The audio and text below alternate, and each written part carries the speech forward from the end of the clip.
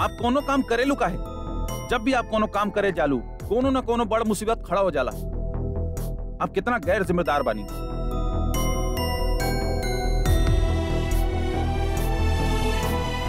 कुछ लोग के खातिर हर चीज को मजाक होखेला, शायद उनके खातिर हर रिश्ता भी मजाक होखत हुई।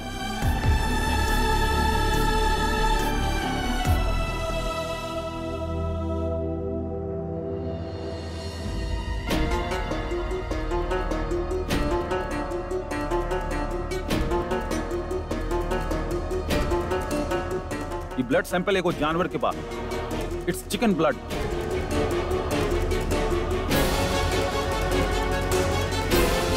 अल्लाह मियां, बाबा जे को के भी हाथ में वाना ओहे ब्लड के सैंपल चेंज कर ले बा।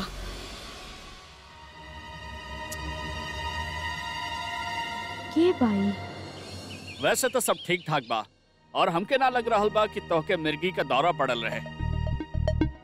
हमरा के प्लीज माफ कर दी। कोनो बात ना हो मेरा बेटा, तू तो उहे कइलू ना जे और लोग कहले, खास करके बड़ी भी बूढ़ा लोग और उनकरा बूढ़ा ख्यालात। लेकिन अगली बार उनकर कहा मानने से पहले 2 बार सोच ली। अच्छा, अल्लाह हाफिज। अम्मी आराम करिए।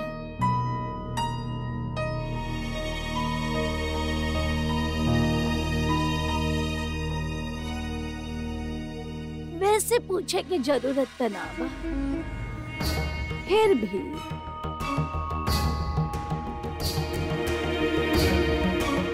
कैसन बाड़ू रसिया?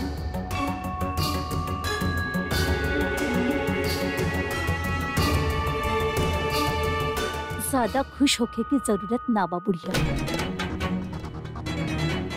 ताके का लग रहल बा? तू अपनी तुच्चा चालाकियन से हमके डरा देबू, हम डरे लगब तोरा से? बुढ़ापा आ गइल बा, लेकिन चाल उहे बच्चा वाला चलनी। जब बड़ बच्चन के कुछ समझावे नी ना तो उनके तरफ झुक के उनके बराबर आके फिर उनके समझावल जाला। हम भी कुछ ऐसा नहीं कर रहे बानी, हम भी तो हर औकात के हिसाब से चाल चलन बानी, लेकिन बाद में हम अपन औकात के हिसाब से चाल चले, तब तोहरे पैर के नीचे से जमीन और सर के ऊपर से आसमान निकल जाये। तो क्या लगे ना? हाँ? 2 बार हमार बेटी के उल्लू बना के अपन मनमानी कर ले लू, तो क्या लग रहा बा कि माँ बेटी के बीच में दरार डाल देबू? हो मेरा, हमके घर से बाहर निकाले के बात सोच भी ना सकेली, करे के तो बहुत दूर के बात बा। बहुत मोहब्बत करेले हमार बच्ची हमसे। हाँ, अब तक करेली, लेकिन कब तक करी? बहुत जल्दी वो तोहरा पर शक करे लग जाए, तोहरा पे चिल्लाई, तो उसे सवाल करी। थोड़ा इंतजार करा।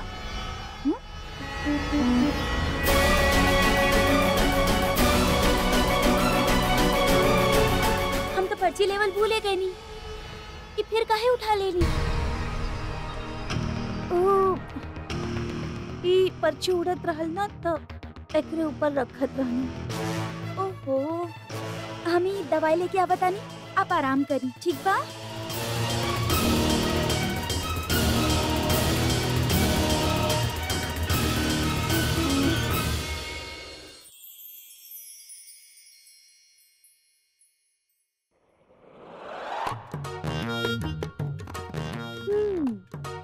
केकरा से बात होकत रहे? जिंगा हाटी से कुछ भी छुपावल मुश्किल बाबाजी, बता दी। ओ हम आयान से बात करत रहनी। ओ भाईजान से? अच्छा, तो फिर हमनी ना पूछब कि का बात भई? ना बाजी, ऐसन बात नहीं खे, बस हम उनका से पूछत रहनी कि वो वापस कब आ रहल बाड़े। वो कहले बाड़े कि वो परसों तक आ जाइए। उफ उफ उफ। अब एक दिन और उनकर इंतजार में कैसे कटी। अब वो आई है, कुछ दिन आराम करी है, फिर जाके फुर्सत होगी ना सगाई खातिर। या अल्लाह, ना जाने अब कब सगाई होगी, कैसे कटी लम्हा इंतजार के। लड़की लोग, का बात हो रहल बा और डेरा काहे रहल बानी हमार बच्ची के?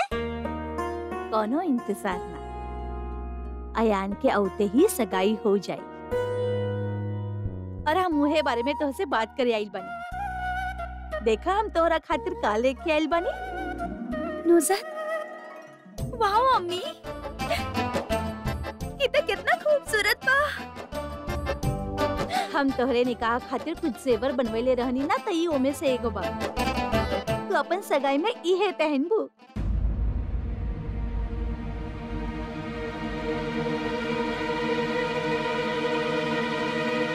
का भाई बेटा पसंद ना आइल? नाना अम्मी, ऐसन बात नहीं खे, ये तो बहुत खूबसूरत बा और आप इतना दिल से बनवले बानी।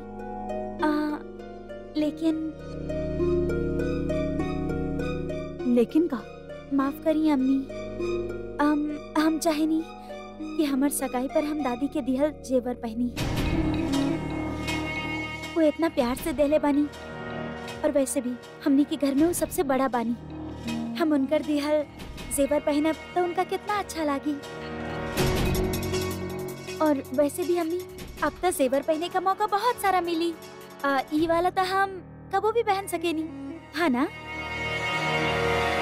अच्छा अम्मी, वो दादी वाला जेवर आप हमरा से ले रहनी, वो हमरा के दे दी ना अभी। उनका हम आज सुनार के पास पॉलिशिंग करावे भेज देता नहीं।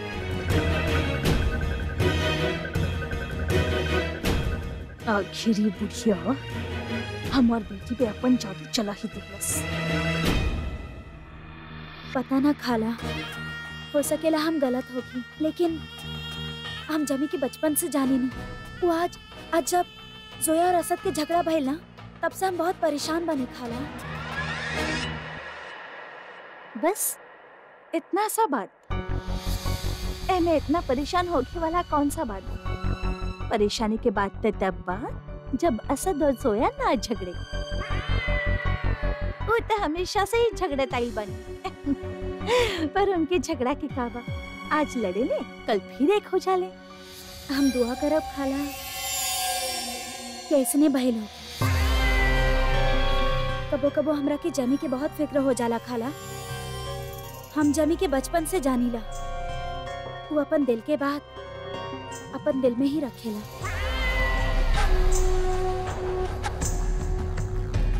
और अब तो उनका निकाह हो रहा बा, तो हमनी सब खातिर जानल बहुत जरूरी बा खाला कि वो ये निकाह अपन मर्जी से कर रहल बाड़ी कि ना।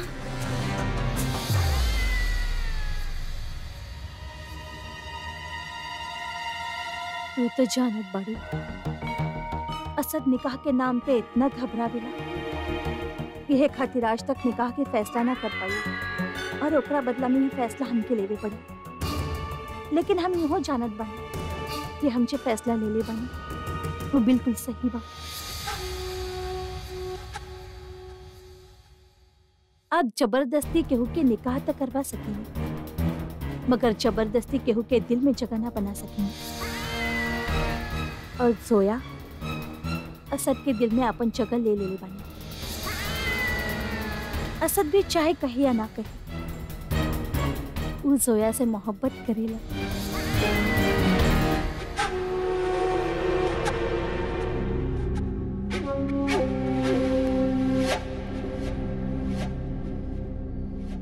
खाला, हम तो यह चाहे नहीं खाला कि आप जौन कह रहल बानी उहे सही होखे।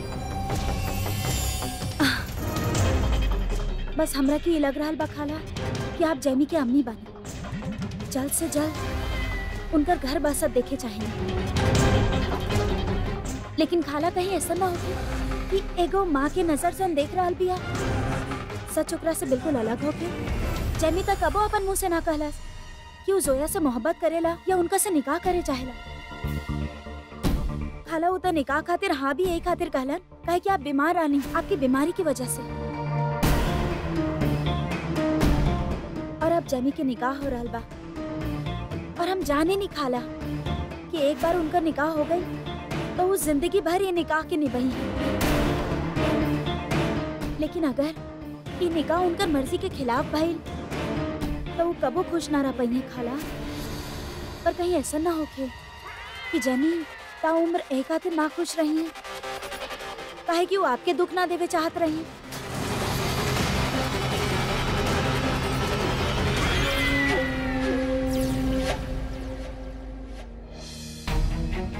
अम्मी, आपके याद बना आप जेवर यहाँ पर ही रख ले रही। अरे हमके अच्छा तरह से याद बा, हम यहे रख ले बानी।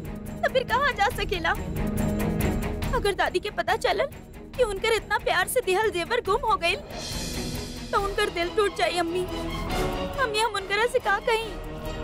अरे इतना परेशान होने की जरूरत ना बा, मिल जाइए।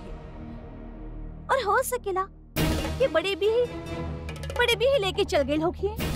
अरे ऐसा हरकत अक्सर कर देनी हूँ। पहले तोहफा देंगे और ओकरा बाद खुद ही वापस ले जाइए। हम कितना यकीन बा कि जेवर उनके ही पास बा, हमरे पास। हमार दिहल चीज हम काहे वापस ले? वो तो हमने के खानदानी जेवर रहे और हमें एगो हार रहा जे राशिद के अब्बू कितना मुश्किल से बनवैले रहे। और जे बाकी जेवर रहले वो हमार नानी हमके देले रहली, पुश्तैनी जेवर रहले। तो उसे कहले रहनी ना कि संभाल के रखिएगा। दादी प्लीज हमरा के माफ कर दी।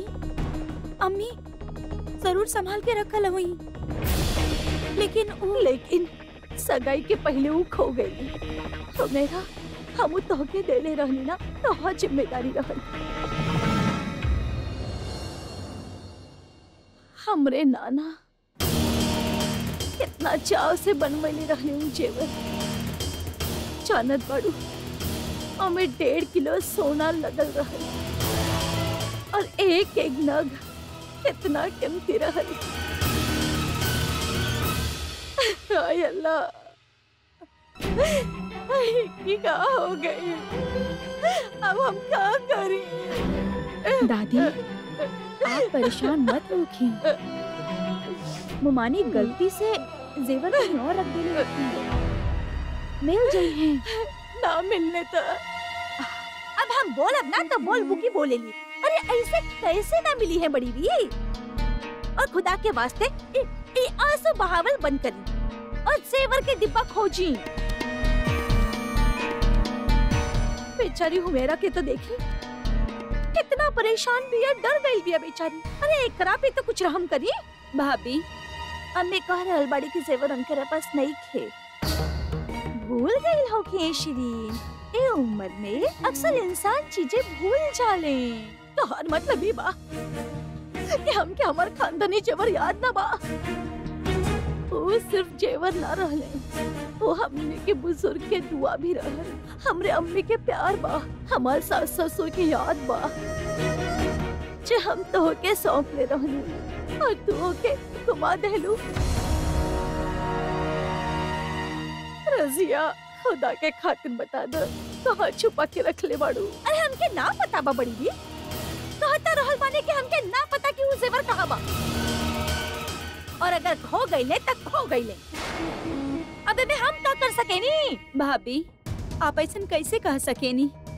कोनो शादी वाला घर से ये तरह जेवर गायब हो गई, कोनो अच्छा शगुन तो ना हो सकेला। और फिर कितना महंगा जेवर रहे, 1.5 किलो सोना। हाँ अम्मी, इतना कीमती चीज खोवे के आपके जरा सा भी गम नहीं खे? अरे ना बा गम हमके, सारे के सारे पीछे पड़ गए। अरे आप लोग सबका ऐसे पेश आ रहा बाने जैसे वो जेवर हम कहीं छुपा देनी। कितना बार कहनी बड़ी भी आपके जेवर कहाँ गए हमके ना पता बा। और अब खुदा के वास्ते ये बेहुदा सवाल जवाब करे बंद करी हमसे। अगर हम अपन बेटा की जानत बने तो ये फैसला हम ले ले बानी तोहरे और सोया के निकाह के, वो गलत ना हो सकेला। लेकिन पता ना तनवीर के ऐसा लग रही बा कि हम अपन फैसला तोह पे जबरदस्ती थोप रही बा। तनवीर तो हर दोस्त दिया, अगर हमरे बात केहू तोहार केयर करेली तो ऊ तनवीर भी। एही से ओकर बात के नजरअंदाज ना करल जा सकेला असद। असद, तू जोया से निकाह करे चाहत बाड़ा ना?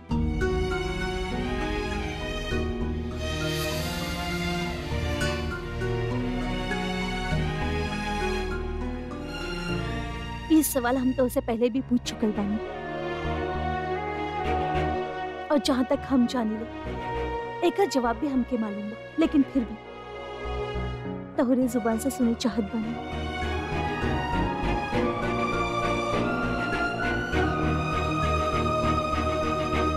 तू जोया के पसंद करेला ना?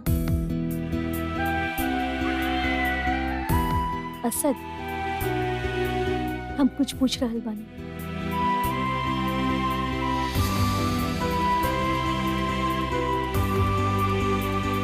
अम्मी, हाँ जामी, ईमानदारी से बोले। हाँ, अभी वक्त बा आपके पास, बिल्कुल भी हिचकिचैया मत।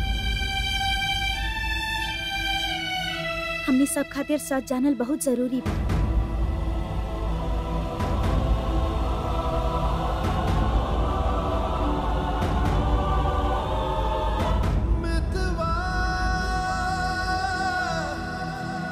काबा तो हर दिन तू जोया के पसंद करेला ना?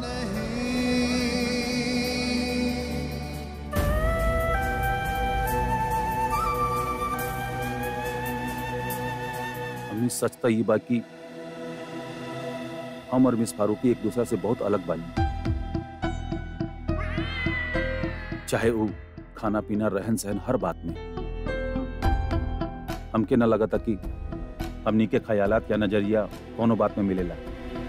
जब भी हमके लगेला कि हम मिस फारूकी के जान गइल बानी, जब ऐसा सोचेली तो वो कुछ न कुछ उल्टा सीधा कर देगी।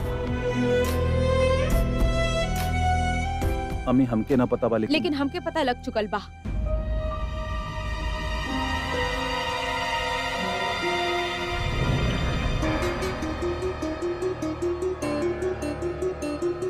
हम आपसे कहले रहनी ना मिस्टर खान कि वो ब्लड सैंपल के केस में हमरा से कोनो गलती नहीं किए होखल। अब आपके यकीन हो जाए कि वो सैंपल हम ना बदलने रहनी। अब तो हमरा पास प्रूफ भी बा। ये देखिए वो फोटोग्राफ।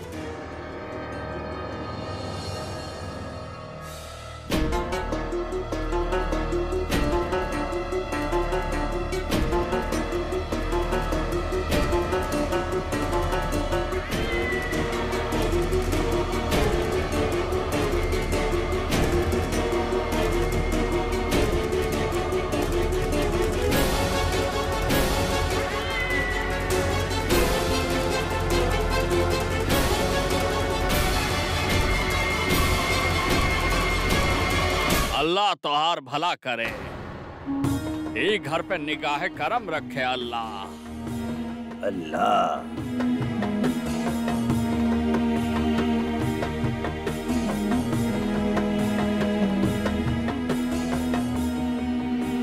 बच्ची, तू बहुत खुश नसीब वाली बानी, जय घर में पैदा होखल बानी।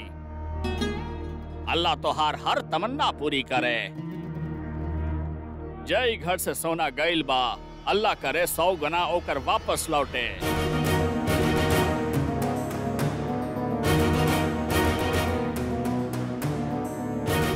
सोना? वो एक घर से? हाँ बेटी, तोरा यही घर से आज फकीरन में सोना बाटल गई। आज के जमाना में केकरा लगे इतना बड़ा दिल होखेला जे 1.5 किलो सोना के गिन्नी बनवा के फकीरन में बांट दे।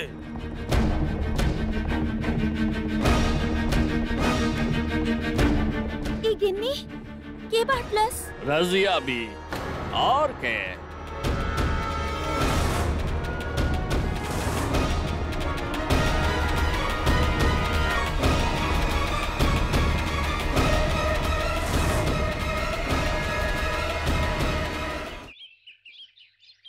अब तो आपके यकीन हो गई ना कि हमरा तरफ से कोनो गलती नहीं के भाई। ये फोटोग्राफ से ऑलरेडी सब कुछ क्लियर हो चुकल बा।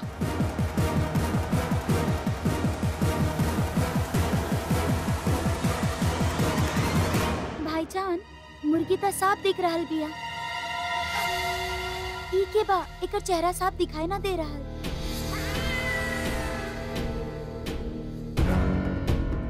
सिर्फ एकर आंख ठीक से दिखाई दे रहा बा, स्टोन बा।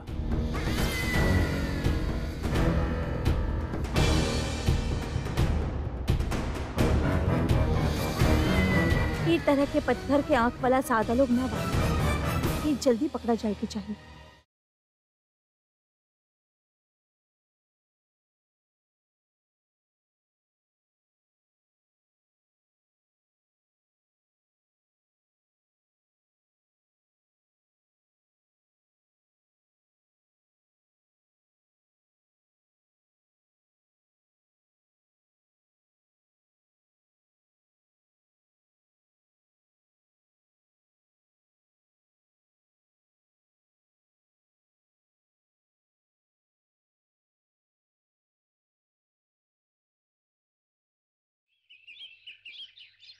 ई गिन्नी के बाटलस?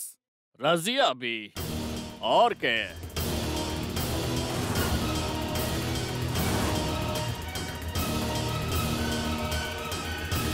अम्मी अरे हम गिन्निया ना बाटले बानी, मजाक कर रहल बा।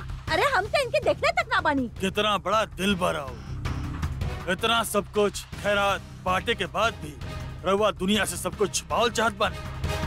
लेकिन हम बताई बाज, रउए मंडी वाला सुनार के भेजले रहनी। रउए 1.5 किलो सोना के गिन्नी पटवले रहनी। झूठ बोल रहल बाई, हम कोनो गिन्निया ना बटवैनी। अरे हम काहे गिन्नी बटवावे लगनी? हम ऐसा कुछ ना कइनी। वाह भी वाह, हम आज तक सिर्फ सुनले रहनी कि अल्लाह कहले बाड़े कि खैरात ऐसन करा कि दूसरा हाथ के पता भी ना चले। लेकिन आज रवा के करत देख भी नहीं।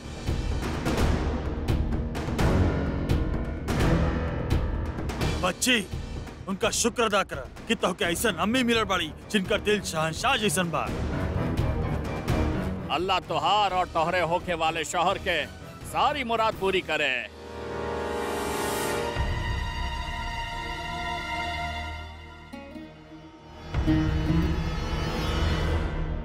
ऐसन कौन सा मन्नत मांगले रहनी भाभी आप कि आप 1.5 किलो सोना फकीर लोग में बंटवा देनी और केहू के बतैनी तक ना? रजिया कब से चाहत रही कि मेरा के निकाह हो जाए, यही खातिर मन्नत मांगले होगी। हम कुछ ना कइनी ऐसन।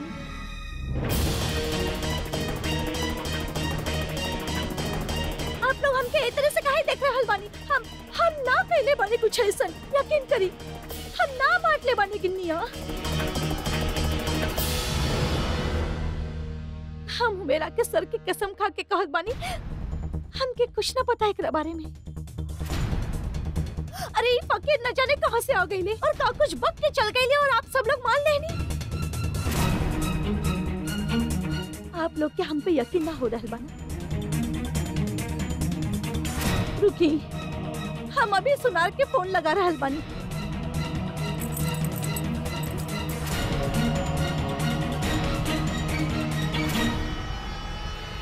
हम बात करब।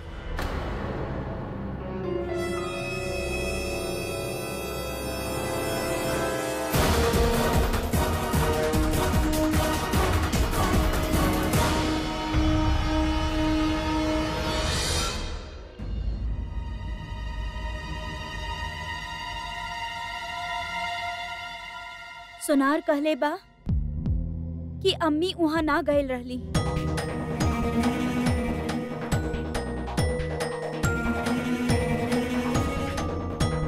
हम कहले रहनी ना, लेकिन आप लोग सब तो हमके ही गलत समझ रहल बानी।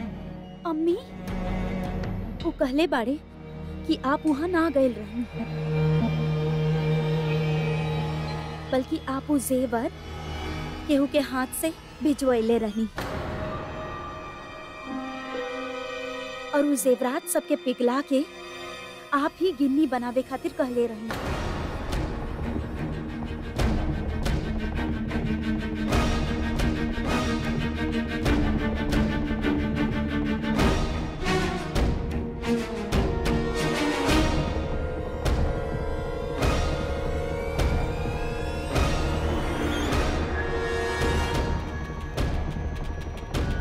मेरा अम्मी आप ऐसा कैसे कर सके नहीं अम्मी?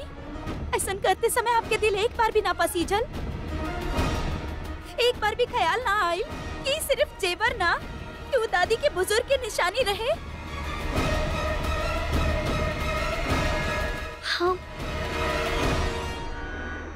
हम ऐसा कुछ भी ना कहले बानी अम्मी। हमरा कुछ ना सुने के,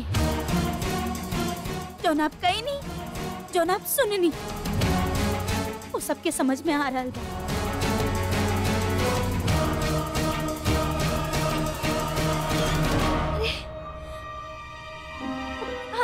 हम ऐसा काहे करब? है कि आप चाहत रहनी कि हम आपके दिहल जेवर पहनी।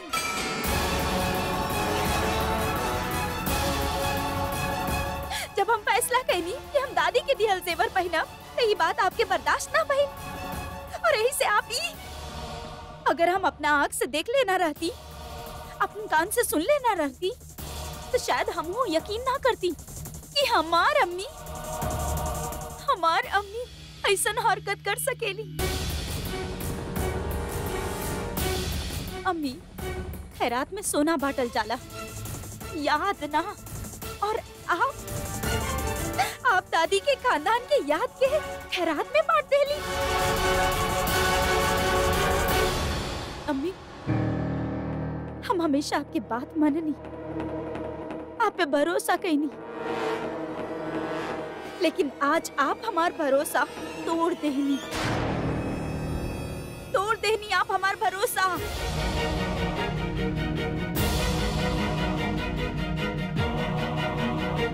मेरा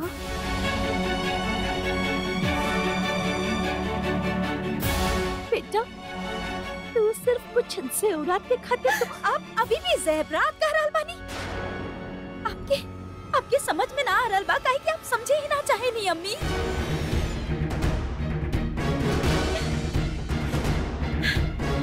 हमरा के आपसे ये उम्मीद ना रहल,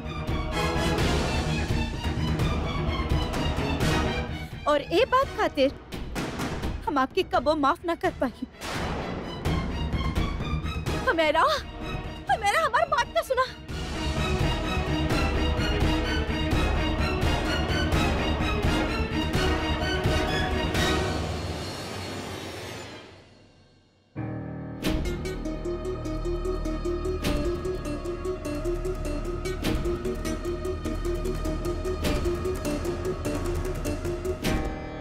जब देखा जहाँ देखा हमरा पे चिल्लाए शुरू कर दे बिले।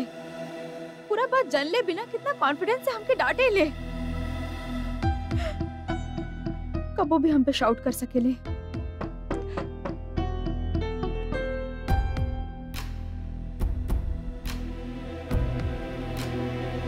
Miss Farooqui, I just want to say. देखिए मिस्टर खान, हम क्या आपसे I'm sorry. सिवाय सॉरी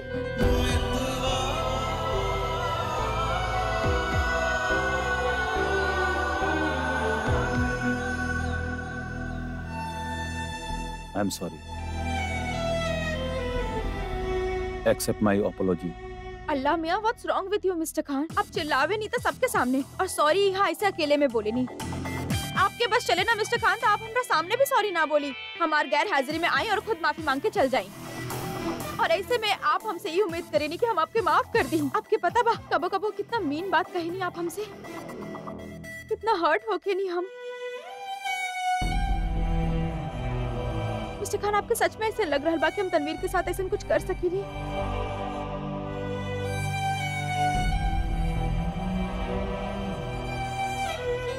तनवीर के साथ तक कहा, केहू के साथ ऐसा बेहुदा मजाक ना कर सके नहीं।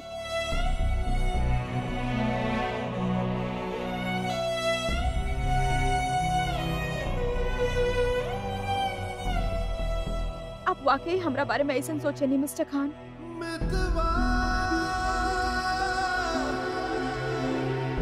अगर थोड़ा सा अक्ल इस्तेमाल करती ना मिस्टर खान, तो सब ठीक हो गए। आप खुद सोची, वो वक्त हम मेहमान से घिरल रहनी, और ऐसे में हम एगो मुर्गी लेके घूमा। लेकिन ना, अगर लॉजिक इस्तेमाल कर लेती तो आपके असद अहमद खान के कही काहे चिल्लाई नहीं आप सबके सामने इस तरह हमरा ऊपर, बताई।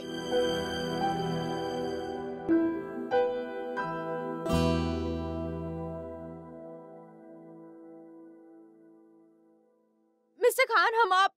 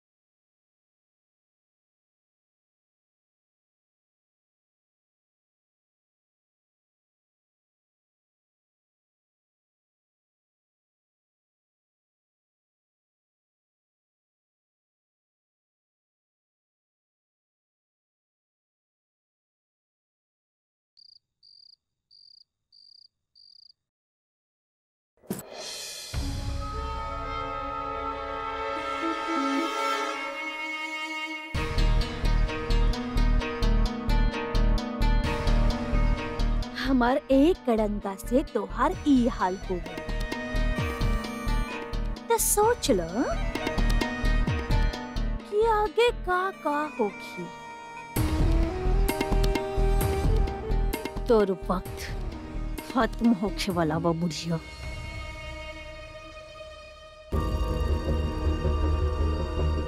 लागत बा हो मेरा बहुत जोर से चांटा मर लिया तो तभी तो इतना बोखला गिल बाड़ू।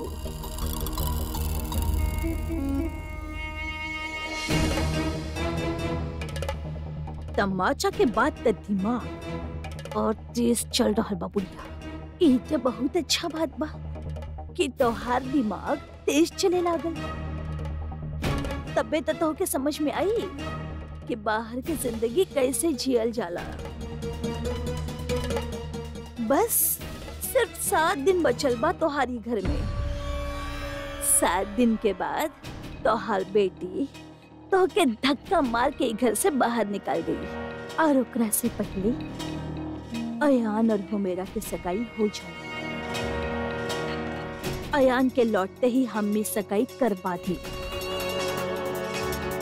और भला कौन से दामाद बा जो अपन सास के घर से बाहर निकाली? तू हमार बेटी के हमरे खिलाफ इस्तेमाल कर रहल बा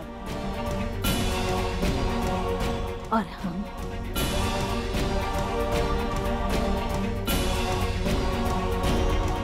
हम तोहार पोता के तोहार खिलाफ इस्तेमाल करब।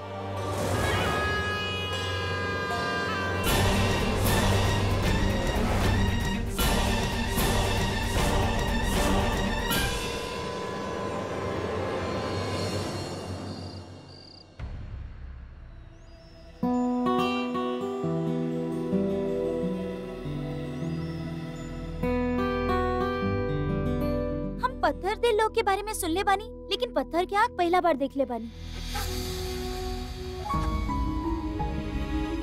क्यों हो सकेला? जे भी रहे वाकई बहुत डरावनी रहे,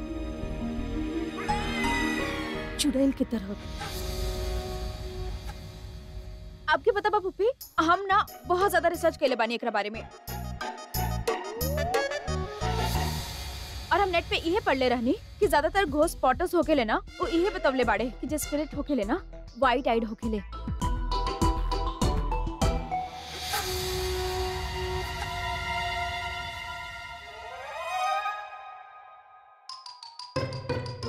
आप अब भी हमारी बात पे यकीन ना करब ना मिस्टर खान, हमेशा की तरह? मत मानी, हम तो नेट पे पढ़ ले रहनी, हम खुद से ना बोला तानी। ओकरे बाद तो हम ये भी पढ़ ले रहनी कि जौन लोग के कैटरैक्ट हो जाला ना उनकर आँख भी ऐसा वाइट हो जाला पुप्पी। पर पुप्पी ये बीमारी तो बुजुर्ग में ज्यादा होखेला ना? पर फोटोग्राफ में जे भी दिखत रहे वो थोड़ा यंग लगत रहे या लगत रही वट एवर। हाँ, एगो बात हमके और पता बा, कितना लोग पता बा का करेले अपन आँख ना ऐसे रोल कर लेवेले, पता ना ऐसे करके कुछ राउंड राउंड करके घुमा लेवेले, पता ना का तो।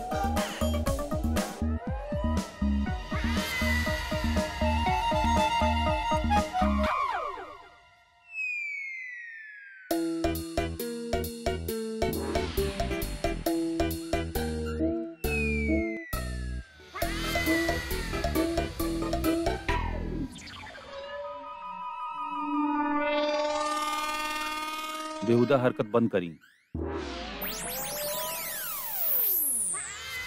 का करत बानी आप दोनों?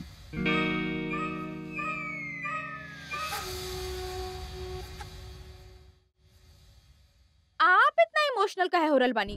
मिस्टर खान, आप तो ऐसे हमने के इमोशनल होके डांट रहल बानी जैसे वो चुड़ैल आपके बेस्ट फ्रेंड होके।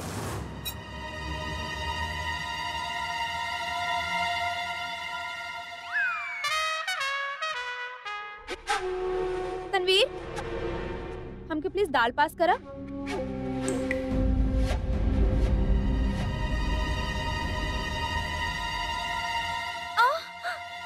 तनवीर,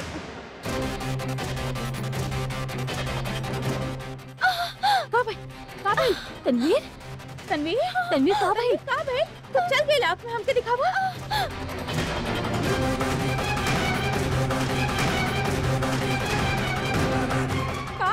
तनवीर, हम ठीक बनी। तनवीर, तू हिले बंद करा, हमके अपन आँख दिखावा। तू का करल बड़? खाला, हमरा के माफ कर दियो, हमरा के दिखाई ना दे रहल, इससे सारा दाल गिर गई।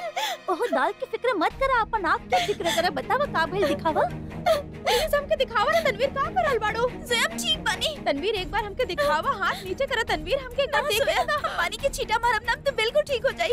ऐसा कैसे तनवीर? हम एक बार देखब तारे हटी नजमा। अरे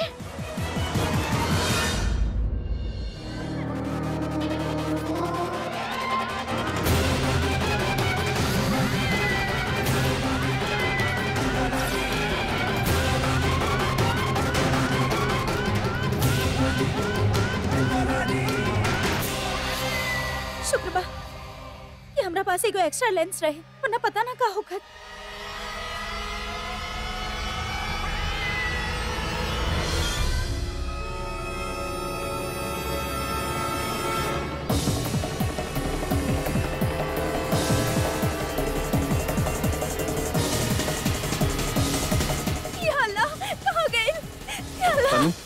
तनवीर, तनवीर,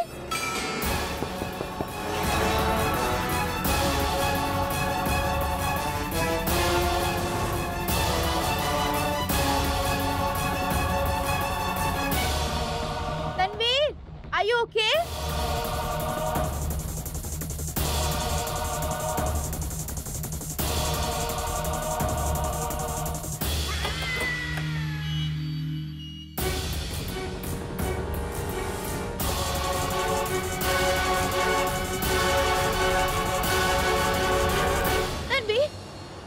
का भइल?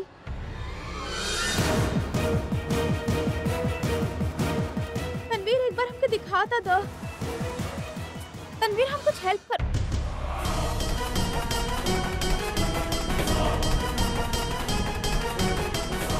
तनवीर, तुम्हारा आँख